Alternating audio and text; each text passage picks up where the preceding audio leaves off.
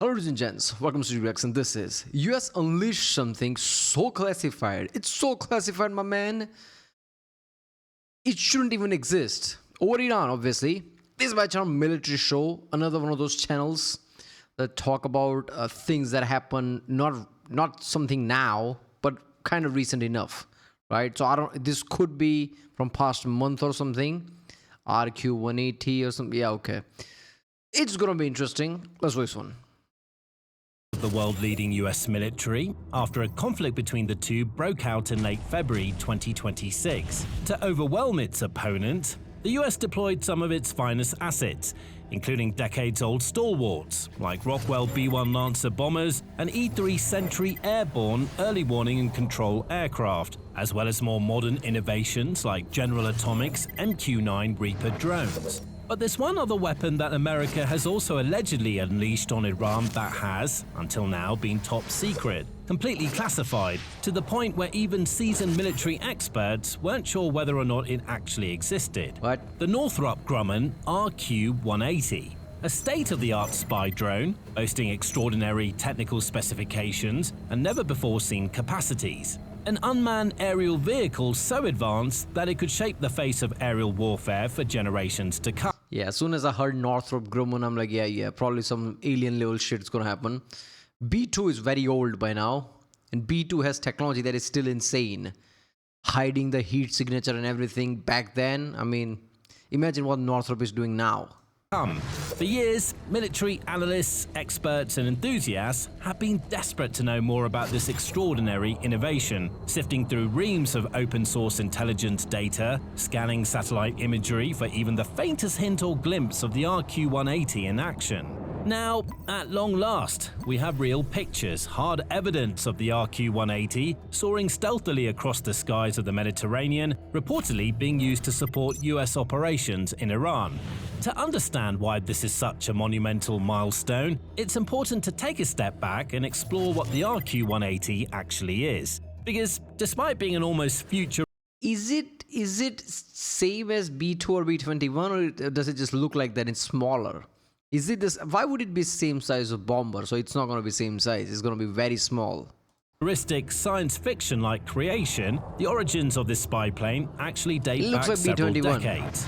It was in 1989, to be exact, that the US Air Force officially retired the Lockheed SR-71 Blackbird, a long-range, high-altitude Mach 3 plus strategic reconnaissance aircraft that had been introduced to service in 1966. Having been used extensively throughout the Cold War era, the Blackbird came at last to the end of its operational lifespan, leaving the Air Force without any intelligence platform that was capable of penetrating enemy airspace guarded by advanced air defense systems. And so, work began on a new platform, one with vastly more advanced technologies and superior capabilities than its predecessor, NASA. the RQ-180. Secretly funded via the Air Force's classified Yeah, NASA's involved in many of the things, military things, and I'm surprised that people get surprised with that one. NASA doesn't just mean space or like sending things to the moon, even though that is one of their main things, is aeronautics. That's what A stands for. So a lot of military things also has NASA thing behind it. The way US government usually works, everyone has their own job, and NASA has this job. So whether application is in military or actually something like in space research or whatever, that doesn't matter. NASA does it all. budget, responsibility for the RQ-180 program fell into the hands of Northrop Grumman, which had beaten out competition from the other big aerospace and defense contractors in America, Boeing and Lockheed Martin. Over the years, Northrop Grumman's engineers and developers pieced together the blueprints for this next-level aircraft, primarily working at the most top-secret bases at their disposal, including Area 51. The company, and the Air Force in general, have been incredibly I told you America's alien technology. Am I wrong? Why Area 51 is here? I know Area 51 is military one. Still, people can basically say that. secretive about the whole thing, revealing almost no details about this aircraft. Even its name, RQ-180, has never been officially acknowledged.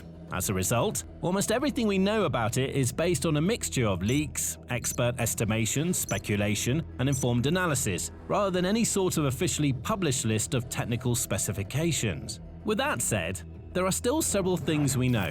For example, the first flight of the RQ-180 is believed to have taken place in August of 2010. Whoa. There's also evidence to suggest that the early production aircraft were taking to the air in the years that followed, with multiple active airframes by the mid-2010s. And even though the US military has never publicly announced or acknowledged this, many experts believe the RQ-180 officially entered operational service with the Air Force's 74th Reconnaissance Squadron at some stage prior to 2020. Throughout All right, 2010 all the way to 2026.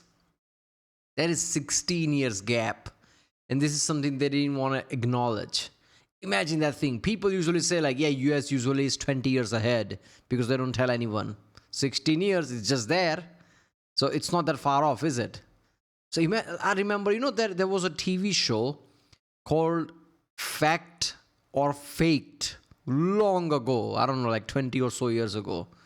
Which was a very stupid type show where like they debunked paranormal things and it was like fun thing to watch. They usually didn't try to over dramatize things. They just test things out. And answer was usually like, we don't know, because how are you gonna know? So that's why I like that show, because they didn't try to over the top thing or say just like claim fake things. They test it out. Clearly test doesn't work. And usually the answer is like, yeah, we don't know.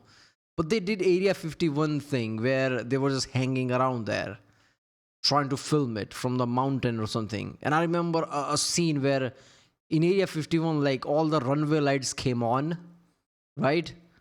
And then I think there was a streak or something in the sky and the runway light turned off, like something just landed. You couldn't even see what that was and it was very fast. Area 51 is a military site. This was 20 years ago. So this has nothing to do with aliens. This has everything to do with American technology. What type of technology was that instantaneously light came on, something landed that nobody even can see, and light turned off? That shit is scary. That is 20 years ago. Even back then, I'm like, oh my God, there's mostly military things, and it's scary.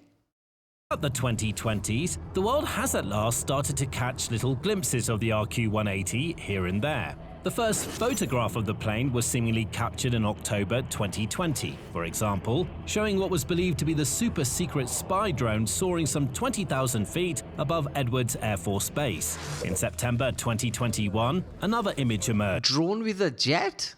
Doesn't drone usually have the propellers? Because like, why would you need a jet engine for a drone? So I'm guessing this is a big plane? I don't know, big drone? This time showing what appeared to be the RQ-180 flying stealthily and silently over the Philippines. Later that same year, a placeholder image of the RQ-180 featured in a video shared by the Air Force's Profession of Arms Center of Excellence, PACE. The video also introduced a new nickname for this stealthy spy plane, the White Bat. Then, much more recently, in March of 2026, the drone was seen yet again. The story began on March 18, when a local Greek news website, onlarissa.gr, published pictures of what its reporters mistakenly identified as a B-2 bomber landing at the Larissa Air Base, which belongs to Greece's Hellenic Air Force, but has also been used by the US military for hosting MQ-9 Reaper drones. The same news outlet followed up with a video of the craft in action, explaining that it had allegedly experienced some sort of technical issue and been forced to make an emergency landing in northern central Greece, according to anonymous sources. No further details have been shared, but the emergency landing story adds up, given the fact that the plane was spotted making its landing in the middle of the day. Given the secrecy around this entire project over the years, it's highly unlikely that the US Air Force would have wanted to show off its stealthy new spy plane in broad daylight, unless it had no other option. The only thing that the On Larissa reporters got wrong was the name of the craft. It was, almost without question, an RQ-180. This was effectively confirmed in the days that followed, as more and more images, including several videos captured by bemused onlookers in the area, began to hit the internet. The craft, nicknamed the Lady of Larissa, which aviation experts and military analysts soon pored over every frame of the footage to learn as much as they could about this extraordinary new aircraft. Enthusiasts also began to discuss what the so-called Lady of Larissa was doing in that part of the world, especially at the time of America's ongoing operation in the Middle East. It didn't take long for these experts to put two and two together, coming to the clear and obvious conclusion that the White Bat was being used in some way in Iran. Open-source intelligence analysts Intel Walrus, for example, wrote on X, This aircraft seen over Larissa, Greece, is not a B-2 like the local Greek news reported or an RQ-170, but is in fact best imagery ever published of the RQ-180, an undisclosed low observable drone used by the USAF. Location suggests use in the Iran conflict. Military news. Yeah, USAF is terrifying. I said that in one of the videos, like we talk about Navy a lot, but we don't talk about Air Force. Air Force is terrifying. Air Force, Space Force used to be part of Air Force, right? Space Command, it was known as. A lot of NASA things you think of were once belonged to Air Force first, straight out of DARPA. So Hubble, there was a Hubble-like telescope. Last time I said Hubble, and they're like, "What are you talking about, idiot?" And somebody just rage commented like that. That's not true. What do you mean that's not true? It's a fact. First Hubble-type telescope was launched by US Air Force to look down on Earth and spy things with high resolution. NASA saw that and like, yeah, we want something like that. And then they took that, replicated, and now you have Hubble. That's US Air Force, right? DARPA has unlimited budget, and I bet most of that goes to basically what US Air Force does. So US Air Force is terrifying things they have. Area 51 is probably under US Air Force. News outlets like the War Zone have since reached out to the likes of US Air Forces in Europe, USAF, and the Pentagon for comment, but have received no responses thus far, with the military clearly unwilling to reveal any extra details about what the RQ-180 can do or why one was seen in that part of the world. But that may not matter, as the images captured by Larissa locals are already more than enough to tell us quite a lot about this unusual aircraft, and may even allow us to make educated, informed guesses about its applications in Iran. For example, in images taken of the underside of the drone's fuselage, we can see one of the RQ-180's most fascinating features, a pair of large electro-optical sensor apertures situated just behind the main landing gear bay. These two windows are clearly angled to the left and right respectively. Behind the glass, there's likely to be a multi-spectral sensor system capable of scanning the ground below the aircraft and far beyond, all the way out to the horizon. By having one of these windows on either side, the RQ-180 could, theoretically, perform racetrack patterns in the air, many miles away from whatever target it happens to be tracking without ever losing sight of it. It's more than likely capable of collecting enormous amounts of intelligence over vast swathes of terrain compared to almost any conventional surveillance aircraft, and it can do it all without even needing a real human pilot on board. I bet there's going to be a time where America's like, you know what, let's just give it weapons. Screw it, I don't care. It's surveillance drone, sir, I don't care. It does everything, might as well give it a weapon. Put missiles on it. Looking deeper, numerous experts agree that a craft of this kind would almost undoubtedly be in possession of some of the most powerful radar technologies available today, surely capable of both ground-moving target indicator (GMTI) and synthetic aperture radar (SAR) modes. In a nutshell, GMTI gives battle managers the clearest possible picture of the enemy's ground movements, all in real time. It's a vital technology in modern warfare, allowing forces to preempt their enemy's actions by scanning for sudden changes in force posture, size or location. SAR, meanwhile, is used for creating high-resolution 2D or 3D images of terrain and stationary objects. These two technologies therefore complement one another quite well, with SAR providing images of the landscape and GMTI filling in the scene with pinpoint locations of enemy vehicles, personnel, and other assets. Both systems are capable of working in almost any conceivable atmospheric conditions and at any time of day or night. In other words, bad weather and darkness are no obstacles for this technology.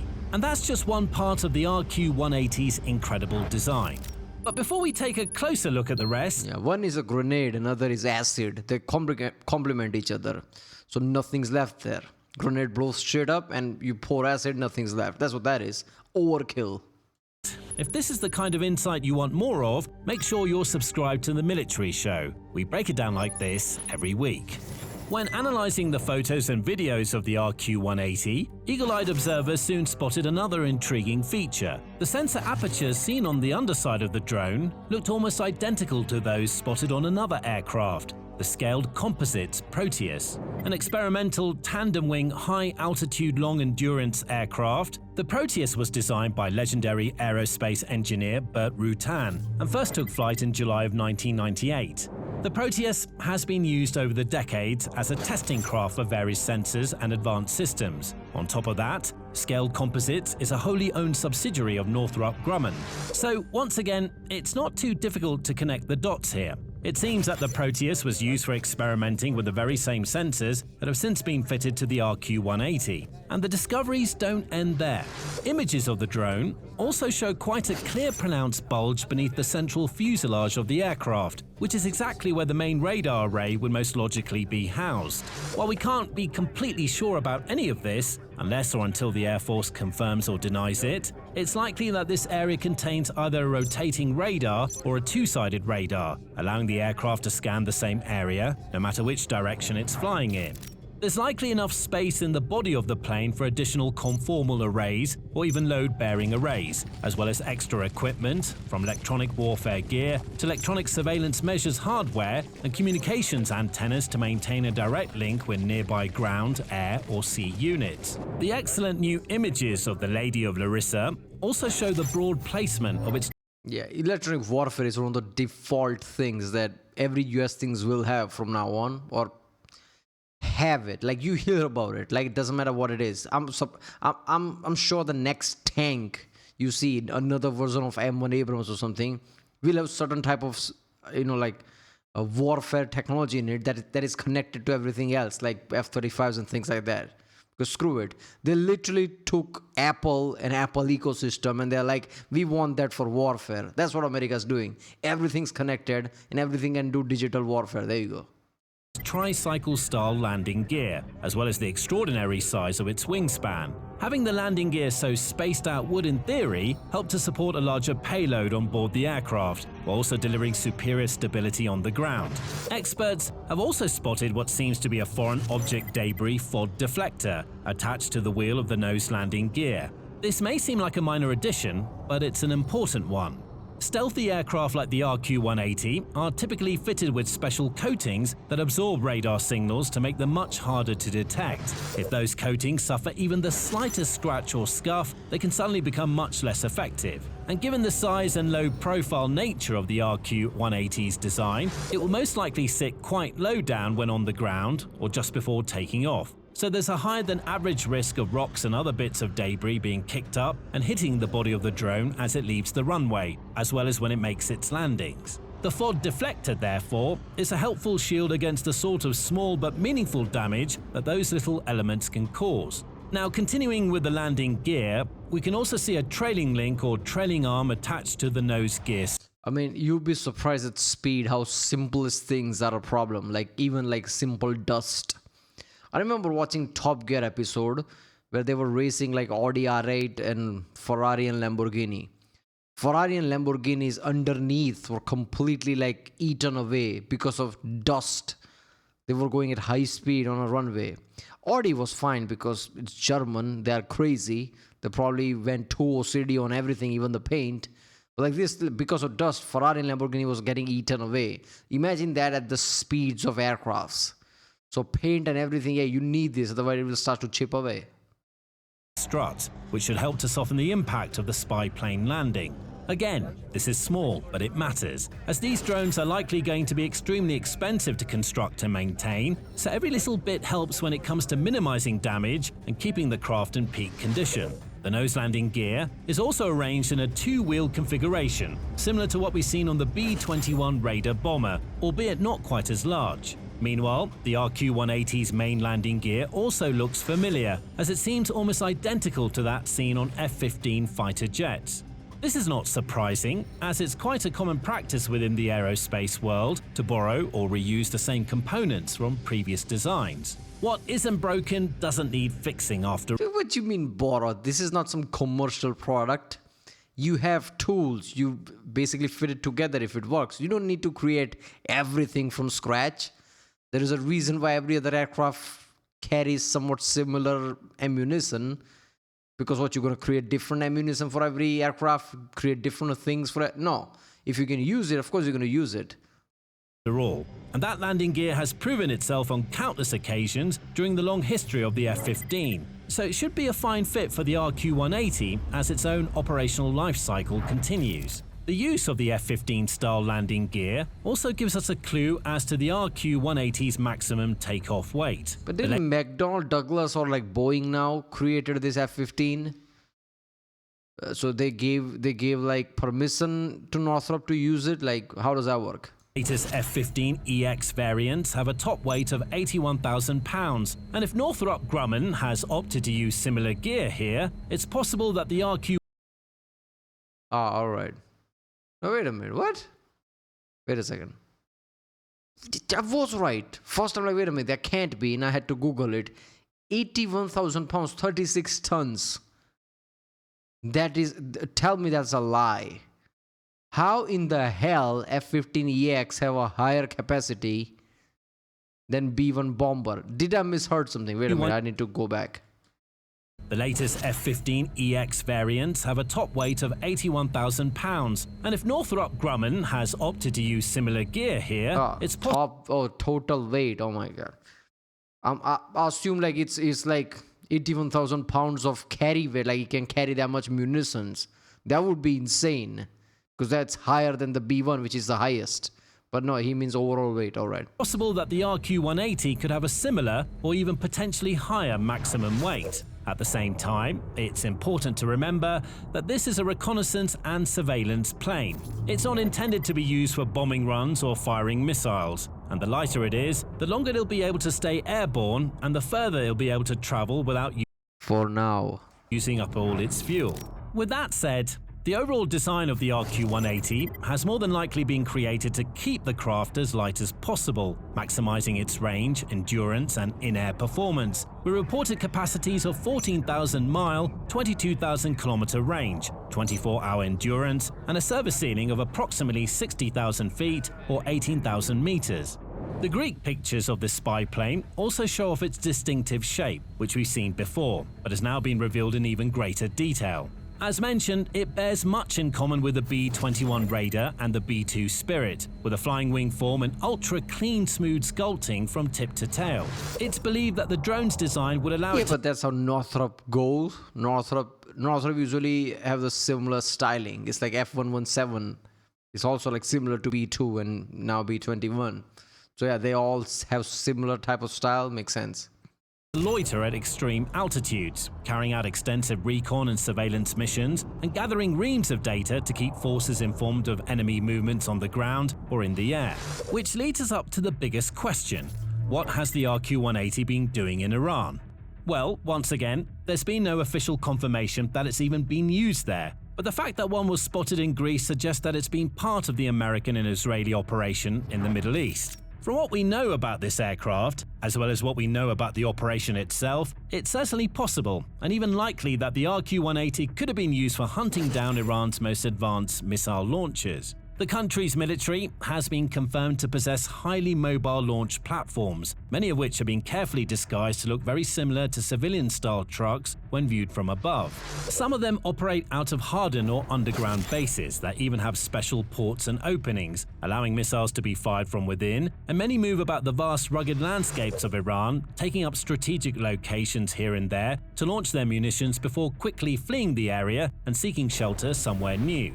These are some of the deadliest elements in the Iranian arsenal because of their mobility. It would be very difficult for many military forces to keep track of their movements and know when and where they're going to suddenly strike next. But imagine you had an almost imperceptible, state-of-the-art unmanned aerial vehicle tens of thousands of feet overhead, constantly scanning the land with some of the best radar technology in the world, with enough fuel to carry out 24-hour sorties and... See, the thing is, I believe this has been working since day one. This has been an immense intelligence victory when it comes to this operation. Now, obviously, a lot of credit usually goes to like Israel and Mossad and how they pinpoint targeted who is where and where are the top leaders. But I think USA was behind it and something like this was behind it. Because everything sounds too good to be true, because it is. Because you can't just have that kind of an impeccable intelligence, doesn't matter what. But you can have if you have ridiculous equipment like that. And many more things that we don't even know about. Because that was way too high accuracy. Like everything was just as where they like this like a Call of Duty campaign, and there's like a like a task objective that says go there, and there's like HUD and there's the pointer. That's how this worked. Yeah, real life doesn't work like that. Everybody knew what is what. Like, so okay, I'm not saying Israel and Mossad doesn't have good intelligence. I'm saying without insane equipment that is not possible. And I think they use American things, and America deliberately didn't say that it's their equipment, because they just wanted to destroy launchers and things, while have Israel all the credit for deleting people. USA didn't want any of that. So USA said like, oh, it's all Israel. I think it was something like this from day one. No need for any onboard crew at all. Such a plane would be invaluable in a situation like this in terms of providing that much-needed intelligence that America's and Israel's ground and air teams need to carry out their next bombing runs and missile strikes, wiping even more of Iran's defenses off the map before they even have a chance to use them.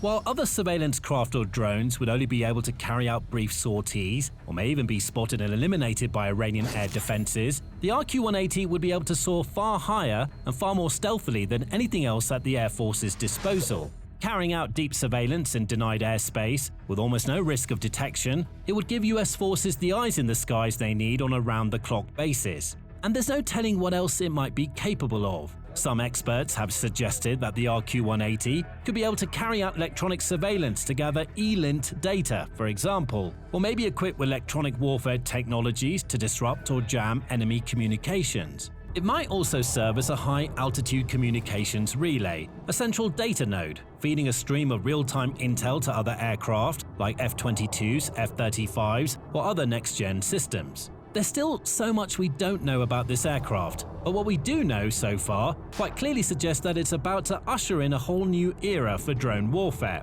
Because this is one of the very few known drones stealthy enough to survive in contested or enemy airspace without detection.